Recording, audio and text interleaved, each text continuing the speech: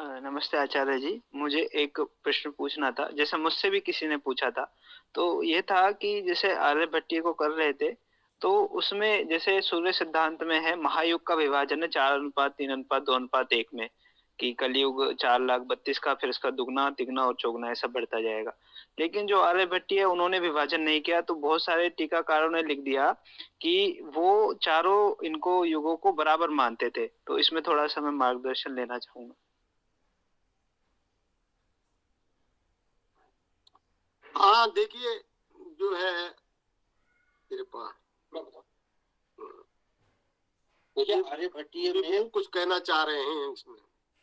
आर्यभट्टीय में उन्होंने महायुग के अंतर्गत विभाजन नहीं दिया है, ये बात बिल्कुल सही है। लेकिन लेकिन तो वही गया। लेकिन भगण भी वही लिए हैं, बाकी सारी चीजें वही ली हैं जो सूर्य सिद्धांत में ली हैं।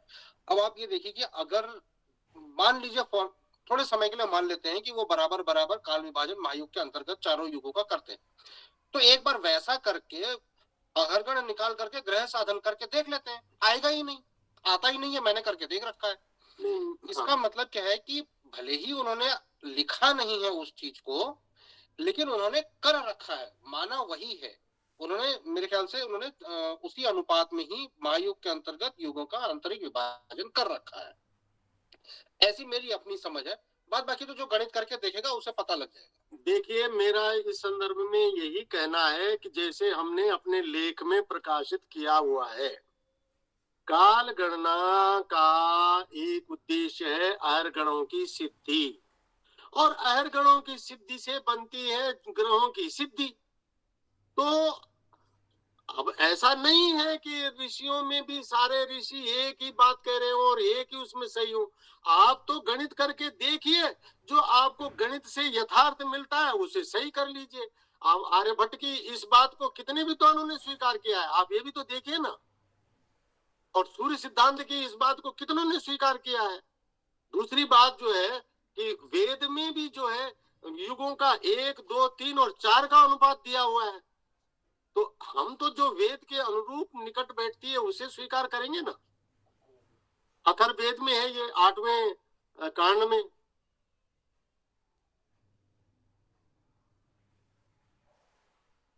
जी मेरी बात पूरी हो। हाँ जी, आचार्य जी, बिल्कुल ठीक बात है। वही बात आती है गुरुजी, जैसे उसमें क्या है कि जैसे उन्होंने अपने बारे में बताया कि कलयुग के 3600 वर्ष बीतने के बाद और ऐसे करके, है ना? तो इस तरीके से भी उनका बराबर देखें, तो उनका तो इतिहास में ही बहुत प्रश्न चिन्ह उठ जाएँगे ना, क्योंकि यदि वहाँ पर हाँ, तो उसको यदि बराबर मान लेंगे तो उनका 1-2 लाख पहले के हो जाएँगे वो, है ना? तो वो तो बिल्कुल ही खराब हो जाएगा ना वो। तो इस तरीके से हमें मानना ही पड़ेगा कि उनको भी उन्होंने स्पष्ट नहीं किया, लेकिन बहुत मतलब सामान्य सी चीज़ थी, तो उन्होंने संक्षिप्त ग्रंथ नहीं लिखा होगा, लेकिन उनका आशय वही था कि मतलब ऐसे 4 अनुपात 3 अनुपात 2 अनुपात 1 में ही है। हाँ देखिए, एक बात थोड़ी सी विषय से जरा सा अलग भी हो रही है, इसके लिए मैं क्षमा चाहूंगा, लेकिन मुझे कहना हो रहा है, और खासकर आपसे, क्योंकि आप ज्योतिष के समझने वाले व्यक्ति हैं। आपने देखा होगा कि भारत में कितने अयनांश चल रहे हैं, और सारे के सारे अयनांश बड़े बड़े विद्वानों ने निकाले हैं। मैं तो आपको एक बात मुझे ऐसी लग रही है कि जिस तरह से ऐसा सामान्य जन में काम करती है ना, उसी तरह से अपने आप को एक अलग उसमें ला करके, और विद्वानों ने भी अपनी पहचान को बनाने की कोशिश की है। आप रमन जी का अयनांश देखिए, आप लहरी जी का अयनांश देखिए, आप कितने हैं, कम से कम 15 अयनांश है, और सारे के सारे अलग हैं। अब सवाल ये है कि मैं बोलूं कि जो है काशी विश्वनाथ का मंदिर बनारस में है, आप बोले नहीं वो तो आगरा में है, तीसरा बोले वो तो उदयपुर में है, और चौथा बोले वो भोपाल में है। अब ये सारे के सारे आदमी, अब ये तो एक सांसारिक तथ्य है काशी विश्वनाथ का मंदिर, लेकिन कोई प्राकृतिक तथ्य के संदर्भ से बोला जाए तो ये सारे के सारे एक साथ सही कैसे हो सकते हैं? सही तो इनमें से एक ही होगा, अधिक से अधिक, क्योंकि सत्य तो एक ही होगा ना। तो जितने भी अयनांश हैं ये इस ही धारणा से पैदा हुए हैं, और इनमें से अधिक से अधिक कौन सही हो सकते हैं? एक ही सही हो सकता है। तो मेरा कहने का तात्पर्य ये है कि जो ऐरगण सिद्धि से आपको ग्रह स्पष्ट बनते हैं, स्पष्ट नजर आते हैं। जैसे मैंने सूर्योदय सूर्यास्त की गणित में कहा, आप 6 घंटे में बेलांतर, देशांतर और चरांतर, इन तीनों को जोड़ लीजिए, इन सब की गणित है, जो आएगा वो सही होगा। इसी तरह से ऐरगण की गणित है, ऐरगणों को ले लीजिए, ऐरगणों से फिर ग्रहों की गणित है, वो ले लीजिए, जो आ जाता है वो सही है। जी आचार्य जी। ठीक।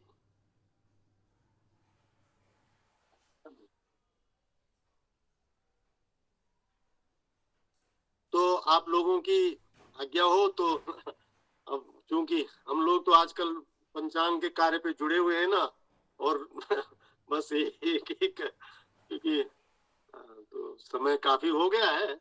अगर किसी को कोई विशेष बात पूछनी हो तो आप बताएं, नहीं तो फिर आप दिनचर्या से जुड़ते हैं। और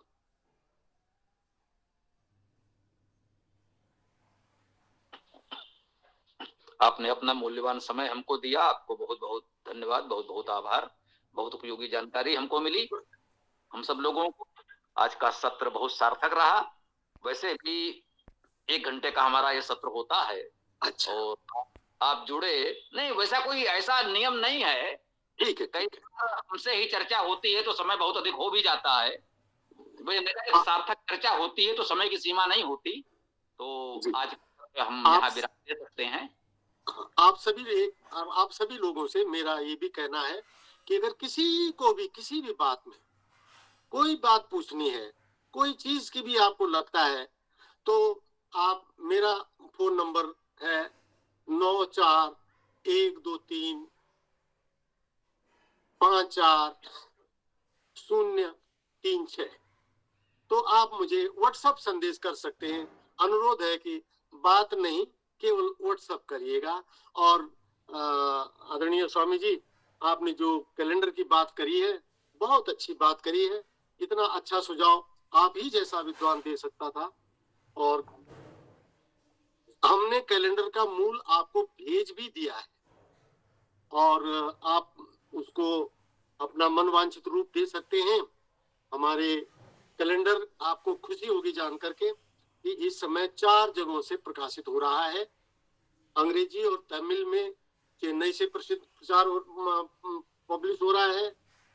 मराठी भाषा में ये बम्बई से प्रकाशित हो रहा है, और मलयालम में भी प्रकाशित हो रहा है, और हिंदी में आप जानते ही हैं, पिछले कई सालों से, जब से पंचांग शुरू हुआ है तब से 2-1 साल बाद से ही लगातार हमारे अरुण कुमार आर्यवीर जी इस पंचांग का कैलेंडर प्रकाशित कर रहे हैं। तो कैलेंडर तो छप रहे हैं, लेकिन आपने जो विशेष बात कही है, वो लंबा एक ही पेज में सारे महीनों वाला, वो एक खास बात थी। और अगर पंचांग के अतिरिक्त किसी को कैलेंडर के लिए मैटर भी चाहिए हो तो हम उनको भी दे सकते हैं, आदरणीय स्वामी जी। और पंचांग की मांग आप कर सकते हैं हमसे। बार और बताएंगे जी। 9412354036। आचार्य दार्शनेय लोकेश। सभी को अभिवादन। और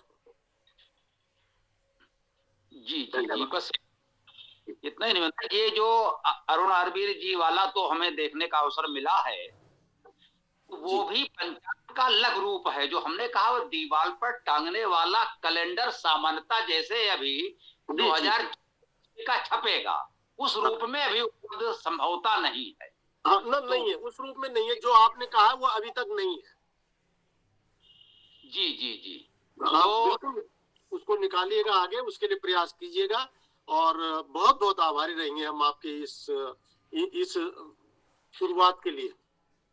जी जी, जो हमें मिला है वो आज हमने उनको दिखाया है, तो वो लगा कि वो पत्रा के तरीके का है। तो विचार कर रहे हैं उसमें हम लोग क्या कर सकते हैं या आपसे और क्या सहयोग मांगा जा सकता है, उसको इस रूप में ला करके तो फिर हम लोग प्रयास करें, कुछ कंपनियां छपवाएं, अपने लोगों में बांटें, तो गति बढ़ सकती है। उस दिशा में हम लोगों का प्रयास है, जो भी संभव होगा किया जाएगा। बहुत सुंदर। और एक जो बात आपने कही है कि हम चारों जो संक्रांतियां हैं, 4 महान संक्रांतियां हैं, इनको वेदोत्सव या वैदिक उत्सव के रूप में बड़े व्यापक तरीके से मनाएं, समायोजन पूर्वक मनाएं। ये पूरे समाज में बात फैलनी चाहिए। और ये आपका बहुत अच्छा सुझाव लगा है मुझे। कैलेंडर का सुझाव आपका बहुत अच्छा था, और ये सुझाव भी आपका बहुत ही सुंदर है, क्योंकि इस सुझाव पर चलेंगे तो लोगों को धीरे धीरे जानकारी फैलनी शुरू हो जाएगी। इसलिए इसके लिए भी आपका बहुत बहुत धन्यवाद। जी। और एक सुझाव पहले भी हमने आपसे कहा था कि ये युगाब्द 51-26 जैसे आ रहा है, 25 अभी चल रहा है, युगाब्द 51-26, इसको प्रमुखता दे करके हम लोग, जैसे हम जहां भी विक्रम और शक लिखते हैं, ऊपर ये प्रमुखता से रहे, तो ये प्रयास भी हमें करना चाहिए। जी, हम जी, और प्राचीन ठीक, तो उचित होगा। बिल्कुल ठीक है। वैसे हम जो दैनिक पंचांग भेजते हैं, हमारे एक सहयोगी हैं परमजीत जी, वो दैनिक पंचांग हम भेजते हैं, उसमें हम कलि संवत ही लिखते हैं। प्रमुखता से कलि संवत ही होता है। और इस संदर्भ में थोड़ा सा कुछ बातें और भी हैं, वो हम आपसे बाद में करेंगे, लेकिन कलि संवत होना चाहिए और उसका प्रचार होना चाहिए। जी जी, ये विश्वामित्र जी तो दैनिक पंचांग हम लोगों के सभी ग्रुपों में देते हैं, उसमें वही होता है, मुख्य रूप से वही होता है, 51-25 ही होता है। बिल्कुल सही है। अब वो पंचांग में भी प्रमुखता प्राप्त कर ले, जो हम लोग कैलेंडर आज बनाए उसमें भी प्रमुखता प्राप्त कर ले, इस दिशा में हम लोग प्रयास कर रहे हैं। जो भी आपका आशीर्वाद होगा, मुख्य आपको ही चलाना है, और हम लोग पीछे जो चल पाएंगे चलेंगे जितना संभव होगा। तो आज का सत्र अच्छा रहा, आपको बहुत बहुत धन्यवाद, आभार पुनः। और इस सत्र को अभी हम लोग विराम दें, वेदाष्टक पाठ करें और इस सत्र को विराम दें। वेदाष्टक पाठ हम लोग करते हैं, चारों वेदों के प्रथम और अंतिम मंत्रों का सत्र का समापन होगा। पुलकित जी वेदाष्टक पाठ के साथ सत्र का समापन करें। ओम।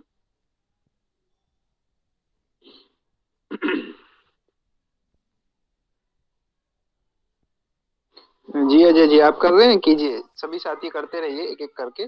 जी शुरू कीजिए।